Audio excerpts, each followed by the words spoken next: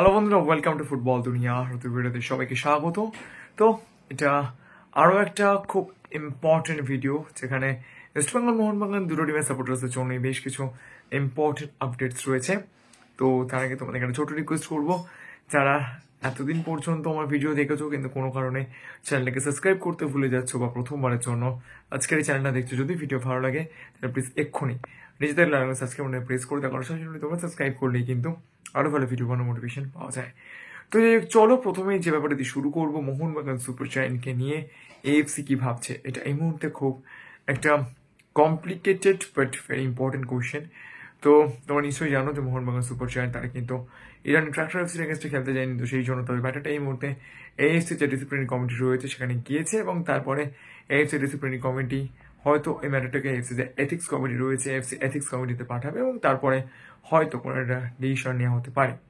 তো মোহনবাগানের খেলাটা মেনলি ছিল দ্য ব্রিজে, এবং দ্য ব্রিজ কিন্তু ইরানের নর্থ ওয়েস্ট রিজিয়নে রয়েছে, এবং সেখানে কিন্তু অবশ্যই একটা পলিটিক্যাল ডিস্টারবেন্স আছে, এইটা নিয়ে কিন্তু কোনো সন্দেহ নেই। এবার যে কোনো কারণেই মোহনবাগান সুপার জায়ান্ট না গিয়ে থাকুন না কেন, তো সেক্ষেত্রে আমার কিছু বক্তব্য থাকতে পারে না তারা ভুল করেছে না ঠিক করেছে। তার কারণ মোহনবাগান সুপার জায়ান্ট যে লেটেস্টগুলো এআইএফএফ, ইন্ডিয়ান গভর্নমেন্ট এবং তার সঙ্গে সঙ্গে এএফসিকে পাঠিয়েছিল, কোনো পক্ষই কিন্তু তাদের লেটারের কোনো জবাব দেয়নি। অর্থাৎ Indian government, Indian football federation as well as Asian football confederation, তারা কেউই কিন্তু মোহনবাগান সুপার জায়ান্টের লেটারে কোনো জবাব দেয়নি।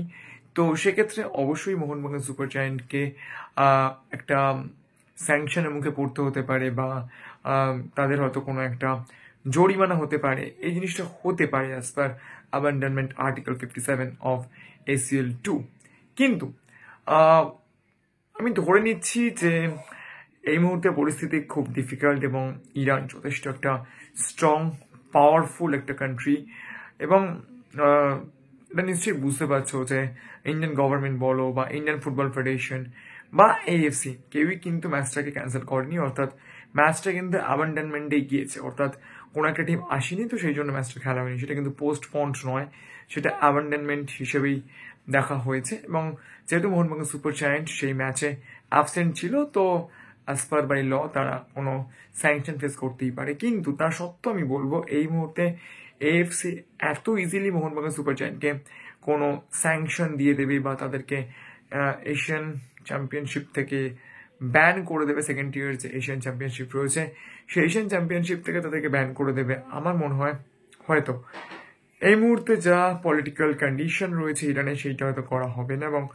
যেটা শোনা যাচ্ছে হয়তো মোহনবাগান সুপার জায়ান্টের এই ম্যাচটা অন্য কোথাও সরিয়ে নিয়ে যাওয়া হলেও হতে পারে, এবং যদি সেটা শেষ পর্যন্ত না হয় তাহলে হয়তো ইরানেই অন্য কোনো জায়গায় বা যেখানে অতটাও বেশি পলিটিক্যাল ডিস্টারবেন্স নেই এইরকম কোনো জায়গায় ম্যাচটা হতে পারে, যদিও এখনো কোনো কিছুই ফাইনালাইজ নয়। তবে হ্যাঁ, অবশ্যই ইরানের পরিস্থিতি কিন্তু যথেষ্ট উদ্বেগজনক, এইটা নিয়ে কিন্তু কোনো ডাউট নেই। তো দেখা যাক কি হয়। তবে ট্র্যাক্টর এফসি কিন্তু মোহনবাগান সুপার জায়ান্টের স্পোর্টিং স্যাংশন অর্থাৎ ব্যান চেয়েছে, এবং তারা কিন্তু চেয়েছে যে এএফসি চ্যাম্পিয়ন্স লিগ 2 থেকে যাতে মোহনবাগান সুপার জায়ান্টকে ব্যান করে দেওয়া হয়। কিন্তু আমি তাও বলছি ট্র্যাক্টর এফসি চাইলেই যে মোহনবাগান সুপার জায়ান্ট ব্যান হয়ে যাবে এরকমটা নয়। তো সেক্ষেত্রে মোহনবাগান সুপার জায়ান্টেরও কিন্তু বলার জায়গা রয়েছে, এবং সেক্ষেত্রে যতই তাদের লেটারের কোনো আনসার ইন্ডিয়ান গভর্নমেন্ট বা ইন্ডিয়ান ফুটবল ফেডারেশন বা এএফসি না দিক না কেন, যেহেতু 35 প্লেয়ার সবাই কিন্তু তাদের লাইফের একটা সিকিউরিটি নিয়ে কোশ্চেন তুলেছিল, তো সেক্ষেত্রে অবশ্যই কিন্তু মোহনবাগান সুপার জায়ান্টে বলার জায়গা রয়েছে। তো আমার মনে হয় ম্যাচটা হয়তো অন্য কোনো দিন হতে পারে, এবার দেখা যাক কি হয়। এফসিকে ডিসিশন নেবে সেদিকে আমাদের প্রত্যেকের নজর থাকবে। অন্যদিকে তোমাদের একটা অনেক দিনের কোশ্চেন ছিল যে ব্যাপারটা নিয়ে আমি কখনোই কিছু বলিনি, যে কার্লোস কোদ্রাস তিনি কালকে শহর ছেড়েছেন, এটা হয়তো অনেকেই জানো। তো তিনি কি একদম কোনো কম্পেনসেশন কোনো কিছু না নিয়ে শহর ছেড়েছেন? তো দেখো একটা কথা বলতে পারি, তিনি রিজাইন করেছেন, এবং আমি যেটা বলেছিলাম যে আমি কখনো কারোর হয়ে কথা বলি না, কার্লোস কোদ্রাতকে এক প্রকার রিজাইন করতে বাধ্যই করা হয়েছিল। যদিও কার্লোস কোদ্রাত কোচ হিসেবে ইস্ট বেঙ্গলে শেষের দিকে একেবারেই খুব একটা ভালো পারফরমেন্স করতে পারছিলেন না, তো হয়তো তাকে যেতেই হতো। কিন্তু অবশ্যই যেরকমভাবে তার বিদায়টা হয়েছে সেটা কিন্তু একেবারেই খুব একটা ভালো না, এটা আমি আগেও বারবার বলেছি।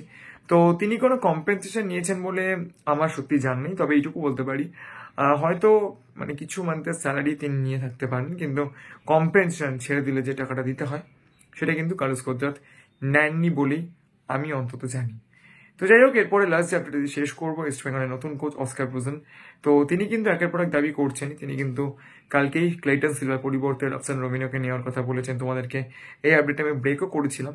তো যেটা ইম্পর্টেন্ট ম্যাটার, তিনি কিন্তু এই মুহূর্তে শুধুমাত্র রবসন রবিনো নয়, আইএসএল খেলা আরও একজন ফরেনারকে ইস্ট বেঙ্গলের একজন এক্সিস্টিং ফরেনারের পরিবর্তে কিন্তু নিতে চাইছেন। তো সেক্ষেত্রে ইস্ট বেঙ্গল ম্যানেজমেন্ট কতটা তার দাবি মানবে সেটা কিন্তু যথেষ্ট ডাউটফুল বিষয়। তবে এরকমটা কিন্তু অস্কার ব্রুজেনের দাবি রয়েছে। তো আমি জানি না ইস্ট বেঙ্গল ম্যানেজমেন্ট কতটা তার দাবি মেনে এইসব ব্যাপারগুলো করবেন বা কোনো নেগোসিয়েশনে যাওয়া হবে কিনা। তবে অস্কার ব্রুজেন কিন্তু রবসন রবিনো সহ আরও কিন্তু একজন এক্সিস্টিং ফরেনারের বদলে আইএসএল খেলা একজন ফরেনারকে তার টিমে চাইছেন, তাকে যদি কোচ করা হয়। এইরকম একটা ক্রাইটেরিয়া, এরকম একটা কন্ডিশন কিন্তু তিনি দিয়েছেন। এবং সেই ফরেনারটা কে সেটা আমি বলছি না, তবে ইস্ট বেঙ্গলে এক্সিস্টিং এমন একজন ফরেনার যিনি মিডফিল্ডার, তার পরিবর্তে কিন্তু অস্কার ব্রুজেন একজন সেম পজিশনের প্লেয়ার, অ্যাটাকিং মিডফিল্ড পজিশনের প্লেয়ার বা ডিফেন্সিভ মিডফিল্ড পজিশনের প্লেয়ার, এরকম একজন প্লেয়ারকে কিন্তু তিনি চাইছেন। তো দেখা যাক ইস্ট বেঙ্গল ম্যানেজমেন্ট কতটা তাকে বুঝিয়ে সুঝিয়ে রাজি করাতে পারে। অন্যান্য অপশনসগুলো কিন্তু রয়েছে। তো ভিডিওটা এই পর্যন্তই ছিল। যদি ভিডিওটা ভালো লাইক করে দিও, আর মনে করে আমার চ্যানেল সাবস্ক্রাইব করতে ভুলো না, কারণ দেখো সবসময় তোমরা সাবস্ক্রাইব করলে কিন্তু আরও ভালো ভিডিও করার মোটিভেশন পাওয়া যায়।